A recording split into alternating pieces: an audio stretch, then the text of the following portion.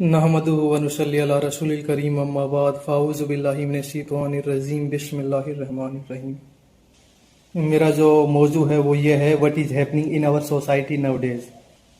अगर देखा जाए तो from the beginning of time, समय की एकदम शुरुआत से औरतों पे हमारी सोसाइटी में, हमारे नेशन में या पूरी दुनिया के जो डिफरेंट ट्राइब हैं उन सब में बड़ा तशद्दुद रहा है। बड़ी उनकी जो लाइफ है क्रिटिकल रही है, उन पे अत्याचार हुए हैं और उनको जो सोसाइटी में इज्जत, जो मकाम, जो आबरू उनकी होनी चाहिए थी वो नहीं मिली।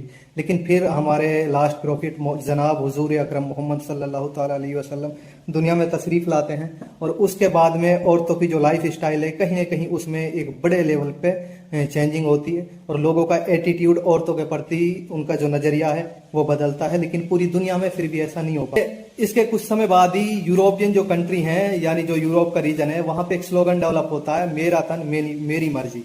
और इसी के साथ साथ बहुत सारे मर्द लोग भी उनको सपोर्ट करते हैं। वो फेमिनिज्म, वुमेन एम्पावरमेंट के नाम पे बड़ी बड़ी तहरीरें चलाते हैं, बहुत सारी मूवमेंट होती हैं। और इसका असर जो है साउथ एशियन जो कंट्री हैं, खासतौर से इंडिया जैसे मुल्कों भी होता है। और यहाँ पे भी वुमेन एम्पावरमेंट के नाम पे औरतों को इतना ज्यादा सशक्त और मजबूत कर दिया गया है कि अब कहीं ना कहीं जो मेल क्लास है वो उसी को डोमिनेट भी कर रही है। और डोमिनेट करने तक तो चलता है, लेकिन बात अब उनके एग्जिस्टेंस पे आ गई है, उनके कत्ल करने पे। मुझे नहीं लगता इंडिया में कोई भी महीना या कोई भी सिंगल डे ऐसा गुजरता जिस दिन कहीं ना कोई मर्द अपनी औरत के थ्रू मारा ना जा रहा हो, उसका कत्ल ना हो रहा हो। और ये इतनी जबरदस्त प्लानिंग के तहत हो रहा है कि मेरे पास इसको डिफाइन करने के लिए कोई शब्द।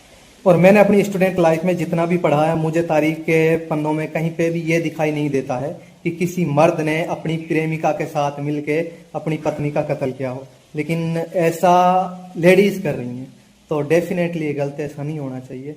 और मुझे लगता है सरकार ने बेटी बहुत बचा ली, अब बेटों को बचाना चाहिए।